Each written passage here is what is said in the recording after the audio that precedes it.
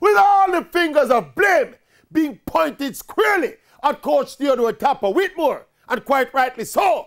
You know, say, there are some other missing components with this Reggae Boyz team and the individual players. There have been countless mishaps during this campaign that players must take responsibility for. That goal, for example, against El Salvador, Tappa never lose the ball and then failed to pressure and shut down the cross.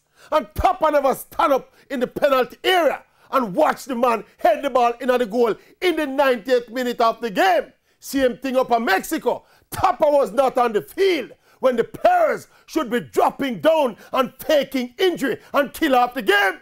Is the baller them supposed to do that? Not the coach.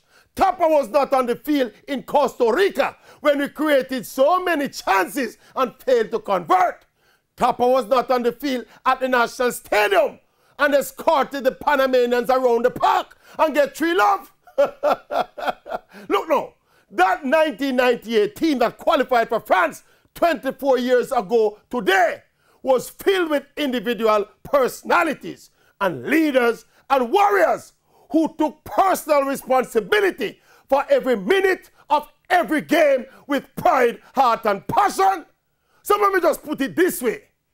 This 2021 team is a different team completely.